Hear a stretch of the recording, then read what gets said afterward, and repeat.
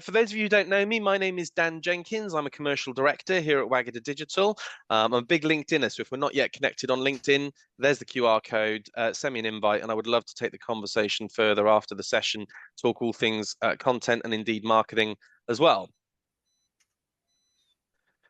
It's not all about me. We've got a fantastic growing team of around 25 specialists across 3 locations. So I'm currently talking to you out of Cheltenham, out of our Cheltenham office. But we're a full team of digital marketing experts. We've got offices in London, St Albans, and Cheltenham. We work with brands on a regional, national, and an international scale, ultimately working on everything from route to market, brand visibility, brand awareness, right the way through to kind of actual lead generation and sales and marketing alignment. We are Platinum HubSpot partners as well. So we work extensively on content, not only on sort of wider marketing content and marketing strategies, but utilizing HubSpot as a key tool in order to achieve clients' goals as well. And ultimately, we've amassed a wealth of knowledge and expertise across a wide range of industries. So whilst we specialize in a number of sectors, we work with a wide range of businesses in various verticals right around the world. Great, thank you, Dan. So what I'm going to do, I'm going to hand you over to Em now, who is our content specialist, to introduce herself and to take us through the session. Amazing. Thank you, Dan. Yeah, so I am, as Dan said, a content specialist and a digital marketing manager here at Wagada Digital, and I head up the content strategy and the content marketing for our clients. So if I go through what we will cover in this webinar, so I'm going to cover what a content marketing strategy actually is.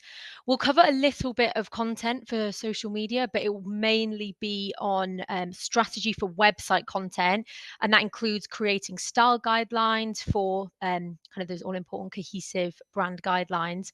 And then we're going to cover content planning for every stage of the buyer funnel, and you'll hopefully get a solid understanding of what content is likely to work well for your B2B business and writing different types of content depending on where your customers sit in the funnel. Then more into the actions and practicalities with how you can present your content strategy. And nearer the end, we'll go through a little bit on AI, because we can't talk about content these days without talking about AI, of course. So, what is a content marketing strategy? Well, a lot of people kind of talk about content strategy just in terms of social media, but it's so much more than that, especially in the realms of B2B industries, where kind of content should act as a tactic that engages your audience and ultimately can drive those bottom of the funnel conversions. So yeah, we've got to be kind of creative and innovative in coming up with new content ideas that will generate and attract new potential customers and leads. I've put a quote here from HubSpot that says a content strategy is the planning, creation, publication, management, and governance of content. A great content strategy will attract and engage a target audience, meeting their needs while driving business goals. So essentially, a content marketing strategy is a plan that establishes what content is valuable to your customers or potential customers, where this sits within all of your channels and within the buyer funnel, and then having a full understanding and a kind of purpose behind the content to really know how it will serve your business goals and how it's moving your business forward, kind of what's the purpose of every bit of content. So if we start with how to do a content strategy, the fundamental first step is competitor research. So you really want to know what your competitors are writing about. You want to know what types of content they're publishing, how frequently they're publishing. So, for example, are your top competitors that are ranking really well in search engines like Google, are they posting blogs every week? Are they posting guides every month? Take a real look at kind of the frequency of posting. And of course, for everybody, this is resource dependent. But when you look at your top competitors and the competitors that are ranking really well in terms of SEO, you can take a deep dive into what they're writing about and what sorts of content they're writing and how frequently, to get a real understanding of why they get the visibility and the presence that they do. So this is especially pertinent for SEO research, because the top ranking content is ultimately the content that search engines love and users love, and it kind of drives that brand awareness and that organic traffic. So off the back of this research, if you're starting from scratch with your content strategy and you started with your competitor research, then I'm always saying to stand on the shoulders of giants, which is something that I say to the team and to clients all the time, and they're probably sick of me saying this, but it is probably the most important part of the strategy. And kind of competitor research and seeing what really works for the market leaders in your industry is all about standing on the shoulders of giants. And a bit later on in the webinar, I'll discuss something called the skyscraper technique, which is all about putting this competitor research into action to create kind of really great innovative content. But oh yeah, I always keep that saying in my mind, standing on the shoulders of giants. And I've put a cute giant turtle there to hopefully help you remember. Great. So, but for now, I want to discuss how you develop your style guidelines. And style guidelines is ultimately solidifying how you want yourself and your stakeholders and your team to talk about your business. So what's your tone of voice? What's your key messaging? And a really great way that we love to help clients solidify their style guidelines is through workshopping. So getting kind of key stakeholders in a room and really solidifying kind of what your brand stands for. What is it you want to say? What is it you want people kind of not to say? And I'll explain that a little bit more in a second. But it's really great to solidify those style guidelines, so you've got a kind of holy grail on how people should talk about your business, or when you're creating content for your business, what do you need to include, leave out, etc. So I've put a few examples in here of style guidelines, some of my favorite style guidelines actually. And when the webinar will be sent to you after, the deck will be sent to you after this webinar, and you'll be able to click on these links that I've put here to have a real look around these different messaging guidelines. So this example on the left is from Palo Alto, who are a global cybersecurity organization, and they are currently dominating the cybersecurity industry in terms of largely in terms of SEO. And you can, I've linked here their messaging guidelines. They've got a really nice way of kind of solidifying their tone of voice and how their business and how their services are written about. And on the right here, I've put key guidelines from Mind, the charity.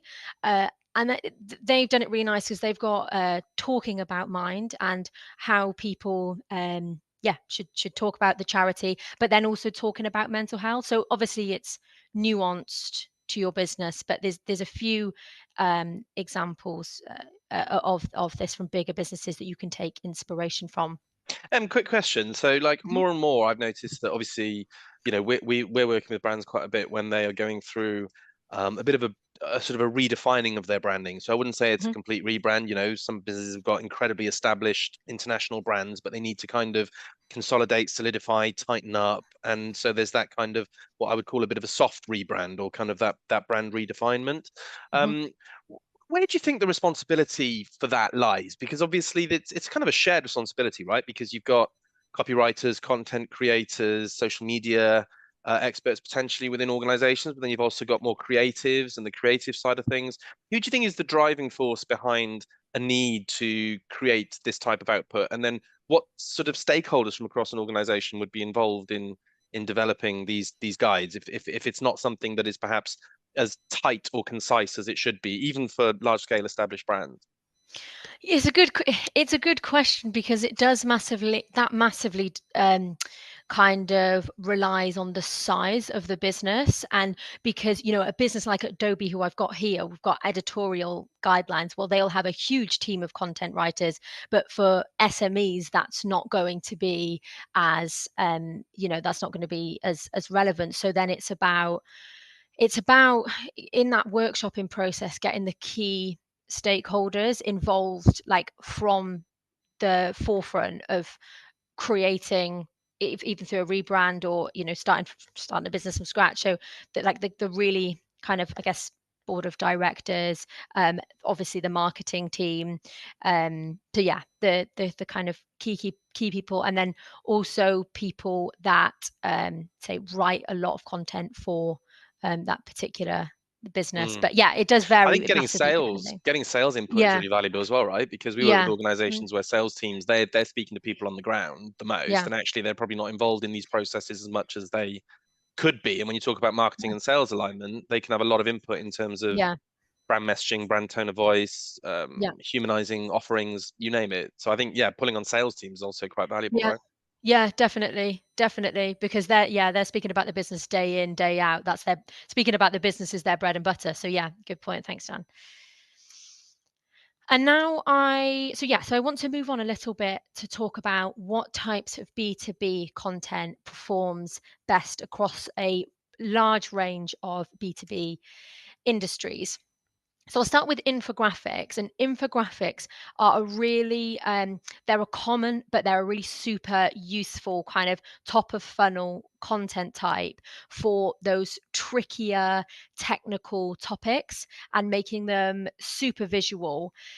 The other thing about infographics is they're great to repurpose across your channels. So, for example, you could have an infographic that supports your commercial pages, or a lead magnet, or a brochure, for example.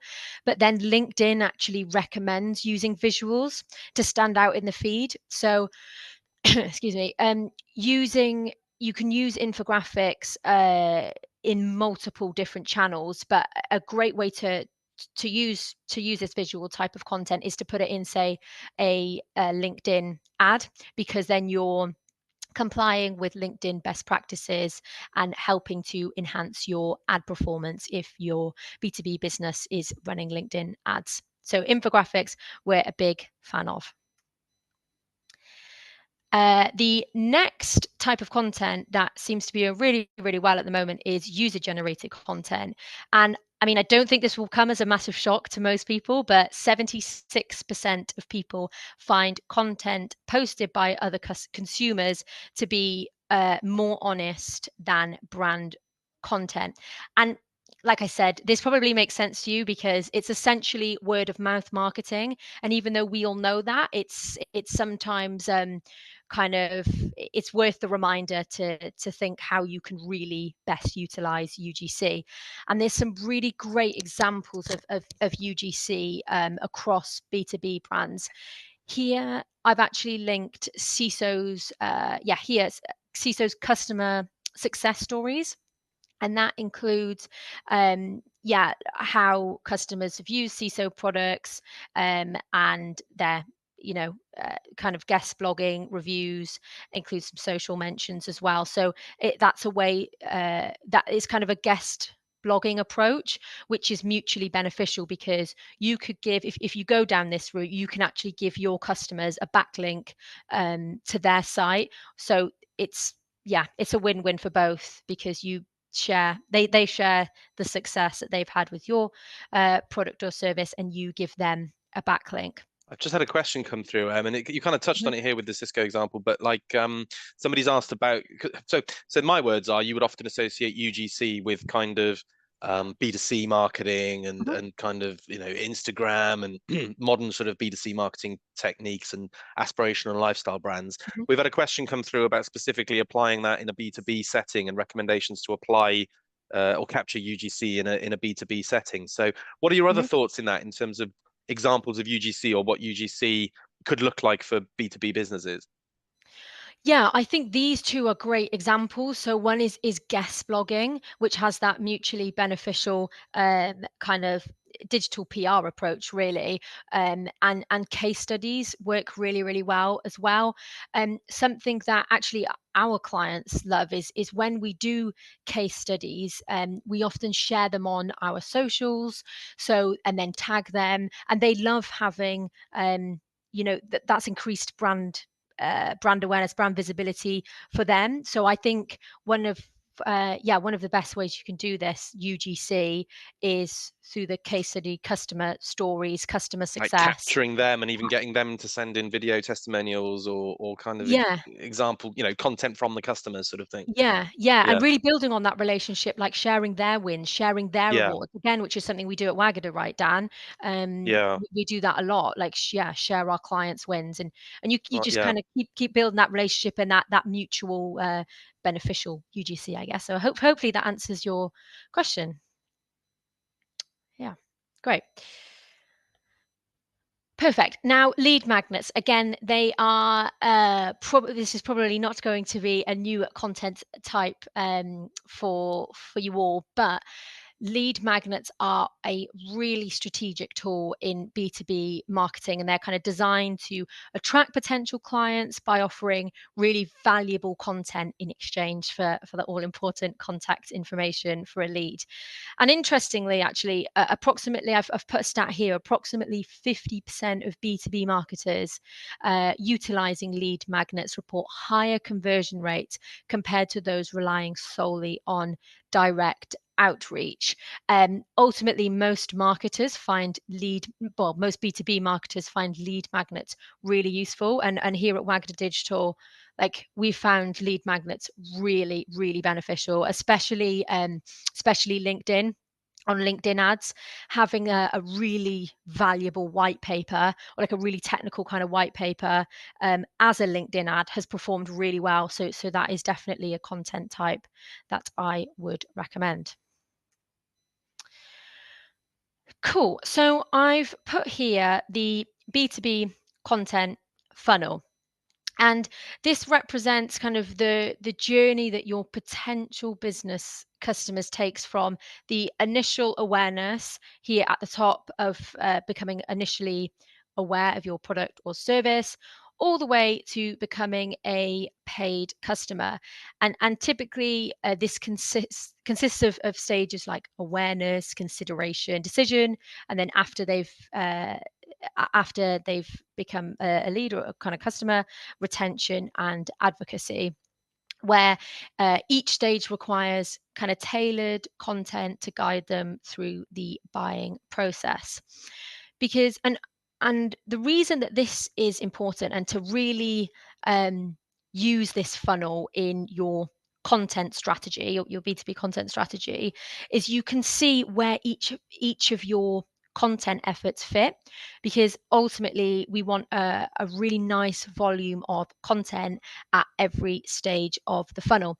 And to help you really map out the kind of the each stage and where your content should fit, I've put which types of content are pertinent in each stage of the funnel, top, middle, or bottom. And you can separate that even more to that awareness, desire, consideration, decision. You could split it out even more. But hopefully this helps really map where all your content sits. And also it helps you kind of give more of a purpose behind the content. And yeah, and then justifying that to stakeholders and the purpose behind each piece of content as well. Great. So I mentioned earlier, um, when the turtle was on screen, about the skyscrapers technique. So I want to go into a bit about that now and what it means. And the skyscraper technique is ultimately refers to the process of creating high quality, valuable, and engaging content that surpasses existing content on a particular topic, which is ultimately driving more traffic, and you want to generate more backlinks than those top ranking competitors. So, to explain that a little bit more, I want to explain how you would do this skyscraper technique, what it looks like in action. So, if we start with step one. So I've used here the keyword cloud-based accounting software, and you put that keyword into Google, run a Google search for it, and see what's ranking number one. And you can see here it's Sage is ranking number one. So I've then used that number one URL that's ranking for the keyword that I would want to rank for, and then put it into a backlink checker. And now there's lots of tools on the market that allows you to do this backlink checker. For example, SEMrush or SE ranking allows you to see where all of your competitor content is being published. So once you have done that, you can then see the really relevant publications that you want your brand to be published in, and then you want to create better, more valuable and up-to-date content than what's already ranking on the top positions. And this could mean, so for example, if it's, if it's a blog content, then you can add more visual content into a new blog, make it more relevant, add more say to this year, to this month, whatever it is, add infographics, for example. And then you want to do media outreach through digital PR efforts using the publications where your competitors are. And this is great, yes, for SEO, but also really helps your digital PR efforts through helping increase the number of backlinks. And this is the skyscraper technique is quite a lengthy process. So if you do want to know more about the technique, I've actually written a LinkedIn article, which is linked here when you get the deck sent to you. And you can kind of have a read more about the skyscraper technique, which was, a LinkedIn article I wrote for Wagada's LinkedIn page.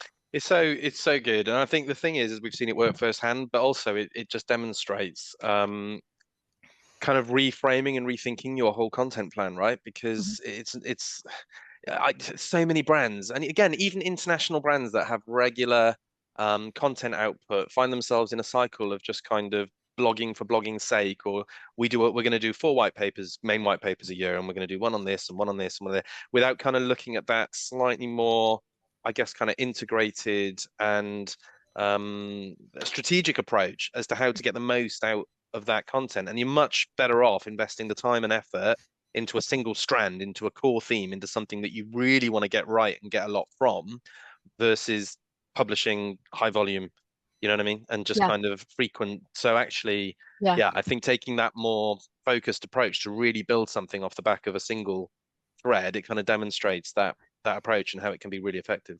Yeah, 100%. And to add to that, Dan, if you look Yeah. at the major players in the in different industries, so take for Sage, for example, the example I showed there, they are putting content out all the time at a huge scale, and it's not random. It's never No, random. there you go. They Yeah.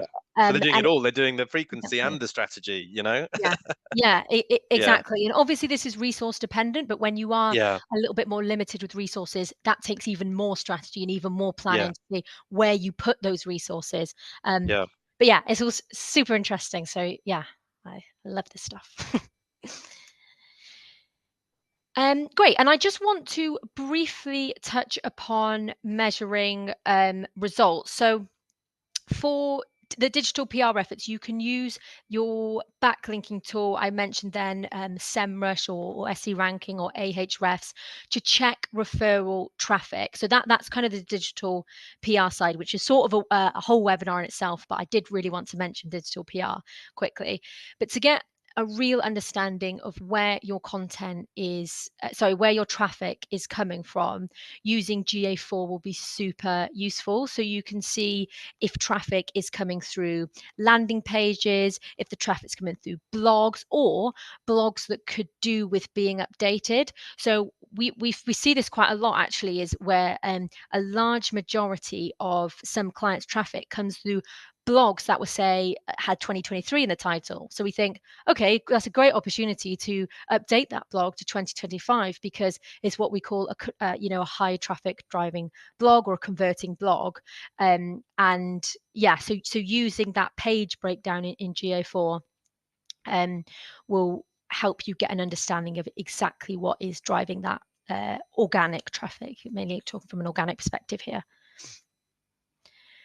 Perfect. And to get more into measuring results, this is a tool that I really like using. It's called GA4 Path Exploration, and ultimately it shows you how people are navigating around your site.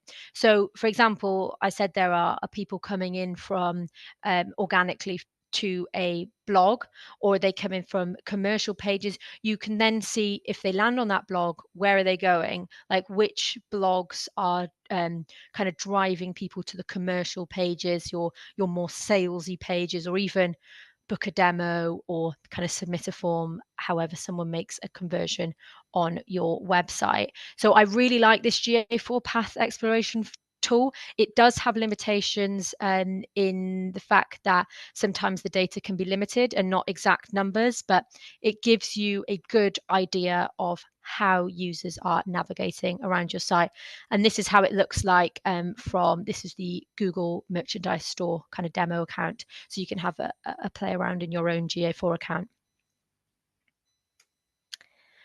Great. And now I wanted to move on to how a content plan should be presented. There's no hard and fast rule on how a content plan should look, but I have taken an example here of a content plan kind of style we use here at Wagada Digital. We do have a few different styles, but this is probably one of my favorites because it's really lists everything in kind of one spreadsheet, and this would come after all the style guidelines are solidified. You've got you've done the tone of voice, messaging, etc.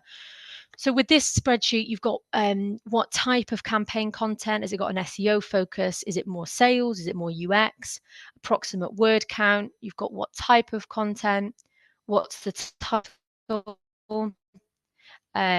kind of the priority, so what will be written first, and then that searcher intent links back to what I was saying earlier about the buyer funnel, and where would that content fit. And here, having it visually in one spreadsheet allows you to really see where each bit of content will actually fit within that funnel. You've got any keywords that you want to be targeting for that specific bit of content, and that's done after keyword research. You do a brief outline, call to action, the status just to help with your planning, and any kind of comments or inspiration. Great. So finally, I want to talk about where AI fits in, because as I said at the start of the webinar, we can't talk about content without talking about AI. So ultimately, our stance on AI, and we are an AI marketing agency, so we've kind of fully embraced all of the amazing things AI can do. But ultimately, AI is here to inspire and augment human creativity and not replace it. So automated the other thing about AI is that it kind of creating loads of content with AI could be seen by Google as trying to manipulate search rankings, and it could be penalized by Google. So kind of creating reams of content with AI and publishing to your site is risky. And my final point is, okay, I may be biased as a content writer, but I really would say that creating ideas with AI and supporting with research or giving you a leg up, AI is fantastic, but no machine can get under the skin of your brand like a great content writer. So yeah, I had to say that as a content writer, but I do truly believe it. AI is, ChatGPT is not nuanced like a human. Human's understanding of a business or tone of voice. Something that I think is really exciting though, and because brands often ask, how can we elevate with AI? How can we use AI in our content? Because like you said, Em, it kind of it can cause issues if not approached in the right way. And what we're seeing more and more is a much higher level of initial strategic input from a brand, which is human driven without any use of AI, but then using AI to kind of escalate and amplify that.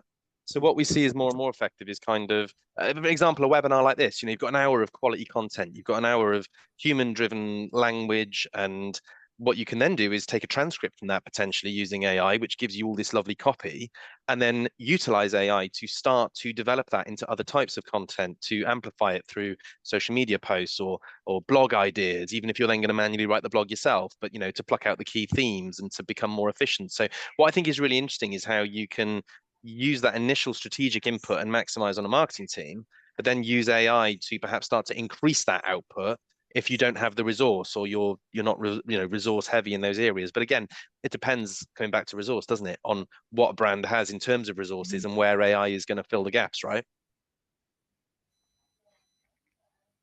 Yeah. Yeah, definitely. I think what you're saying there, like content outlines, it can even be great for and just helping give you a leg up for that inspiration. Like where to start, it can be difficult to know where to start a lead magnet. So that can be really great. Amazing. Cool. So takeaways from today's webinar on how to create a killer B2B content strategy. So first up, as I said at the start, competitor research is absolutely essential for any content strategy. And developing and solidifying your style guidelines with your key stakeholders is another really, really important first step, even before you start that content plan, before you start that competitor research. And you want to analyze what types of content does best in your industry. That will link into competitor research, but you can get a real solid understanding of why your competitors are, say, dominating the market like they do. Use this to inspire your own content plan. Obviously, never copy, but as I say, stand on the shoulders of giants, see what competitors are doing and do it better. And then ensure that you have content that fits within the top, middle, and bottom sections of the buyer journey. So you're essentially filling up the funnel with lots of different content. And then you want to use the skyscraper technique as part of your content plan if you can, and also use this to inform digital PR efforts. Yeah. And finally, use AI responsibly. It's best when it inspires and informs. And like Dan was saying, there's so many great ways we can actually utilize AI without it replacing human creativity and and that human nuance. Amazing. Well, I am going to hand back to Dan for any questions, but hopefully you found this useful and you'll feel more confident in creating a content strategy after this webinar. But yeah, please let me know if you have any questions. Fab, thank you so much. I've had a couple that have actually come through anonymously, so I'll run through those initially, and then please do feel free, folks, to put any others either publicly in the chat or in a moment you can unmute and ask any questions. I'm also in a second going to share some details of our next webinar that might be of interest, so I'll get all of that into the chat as well. So let me just bring up the other screen. So first things first, sorry, we've had a message come through about getting sales team buy-in for content marketing. So somebody's asking about the alignment between marketing and sales. Do you have any recommendations on how I can work more strategically with sales to get the most out of sales specialists for our content marketing? What are your thoughts on that? I think that's a good question. I think one of the most compelling ways to do that and to get stakeholders on side, whether that's sales or any others, is showing what competitors are doing. We all want to be like our biggest competitors, right?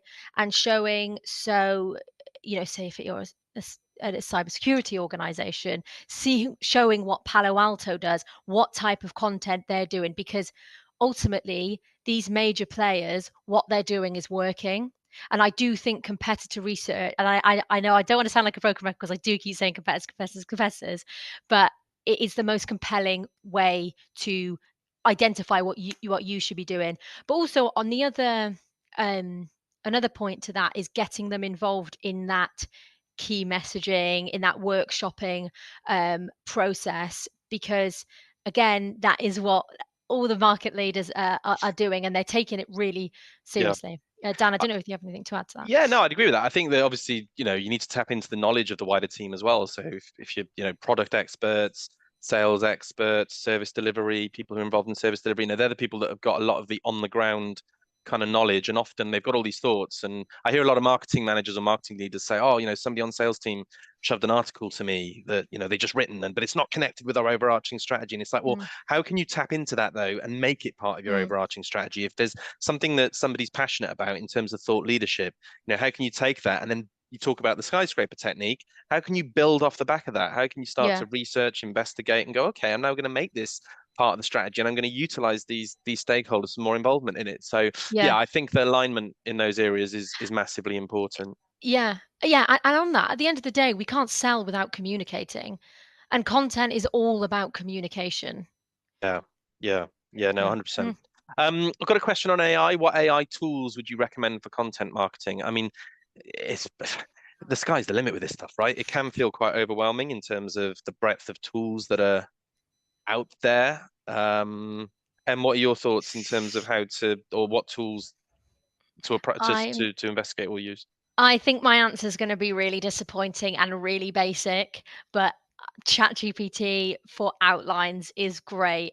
And even for some blog inspiration, but then we used keyword research off the back of some Yeah, blog inspiration. But yeah, for what I know a lot. Mid journeys also can be really good for image generation, and I think for infographic generation as well. I think mid journey can be yeah, good. But yeah, that's quite basic. It's just ChatGPT's yeah. capabilities are What insane. we're seeing more and more though is the use of custom GPTs and Chat GPT, and we've Yeah. started building those as well. So for anybody who is using Chat GPT but using it in a kind of off the shelf way, um, and you're not yet familiar with custom GPTs, then feel free to ask the question, because you can build custom GPTs so that you're using Chat GPT in a way that's much more bespoke to your brand. So you're not just Mm, getting that slightly more off the shelf kind of approach. It's much more efficient, but it'll also give you a better standard of output and how mhm. it works with you. There's also a huge amount, forgive me for plugging HubSpot, but there's actually a huge amount you can do from an AI perspective with HubSpot as well, in terms of both content creation, but then also, um, yeah, kind of amplification and ways to get the most out of your content, but AI features that are kind of baked in within HubSpot. Mhm. Um, and one final question that's come through privately is about research. So, how do you begin with content research to identify the right themes to inform your content strategy? So, I guess there's loads of tools and things involved with that as well, Em. Well, we certainly do that as an agency. But Mhm. any tips in terms of the very first stages of kind of research in terms of themes and content pillars? Yeah, I would say yes, you can use tools, things like SEMrush, Ahrefs, but you can keep it super basic and just Google what you want to be ranking for, especially those really kind of commercial keywords. So, for example, accounting software, who's ranking at the top, or accounting software Cheltenham, who's ranking at the top? What type of content are they posting? Yeah, what are their marketing tactics? Like, just keep it really basic, um, and yeah, and that kind of forms part of the skyscraper technique. But Dan, I didn't know whether you have anything to add to that or. No, I think it makes sense. I think one thing I would say is about really, and it kind of comes back to the strategy, but really identifying where in the funnel this content is sitting. So if you look back at what M had with the typical kind of marketing funnel approach, where you've got sort of top, middle, and bottom, but really considering, where in the buying process is it pre-sales journey? Is it after the first sales touch point? Where does this content sit?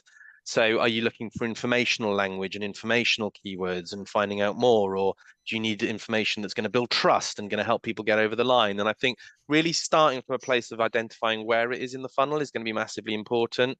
We still use tools like Answer the Public that are really Mm, powerful. They've now got paid versions, but you can get onto the public on a couple of free searches a day. I'm always plugging that because it's a really good, straightforward keyword research tool where you pump in a couple of keywords and it will give you loads of lovely informational recommendations from Google search, the hows, the whys, the what ifs, to mm, help you inform that kind of content strategy. So that stuff still isn't out of date. Use that stuff, yeah. access that.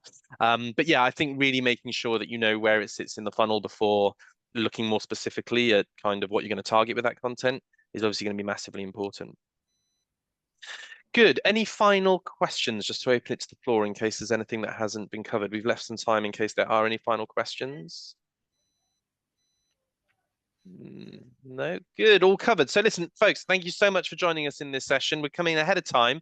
What I've done, I've popped a link in the chat. Tonight, a few of us are doing the big sleep out with Caring for Communities and People. So we will be in the woods, in our sleeping bags, for one night only, whereas others face that kind of lifestyle far, far more regularly and to far more extreme extent. So it's not there to emulate it, but it is there to raise awareness. So we will be doing that tonight. And if you feel so inclined, I have put the link in the chat. Please don't hesitate to donate. Any donation of any size is obviously greatly received as a contribution towards that very, very important cause. But if you have any further questions, if there's anything you'd like to find out more about, please don't hesitate to reach out. We've got a webinar coming up next week on the underused HubSpot features of 2025. So if you're new to HubSpot or you are keen to find out more, that's the webinar for you. If you're already using HubSpot and you want to get the most out of it and maximize your return from HubSpot, then again, you don't want to miss this one. So I put the link for that in the chat. Get yourself a free ticket and look forward to seeing you there. Had some lovely messages come through. Thank you so much to Caroline. Thank you, Louise. Glad you found the session really, really beneficial. Please don't hesitate to leave us a review on Google, on any of those online channels, or shout about us on LinkedIn. It all goes a long way. Thank you, Nikki. And thank you for the good luck. And yeah, Mark has enjoyed that one as well. So look, some lovely feedback. So any further questions, anything you'd like to find out more, give us a shout. But otherwise, have a great rest of the day, good end of the week, and enjoy your weekend when it finally comes around. Thank you so much. Thanks, everyone. Bye. Cheers, Bye. everybody. Bye. All the very best. Bye. Bye-bye.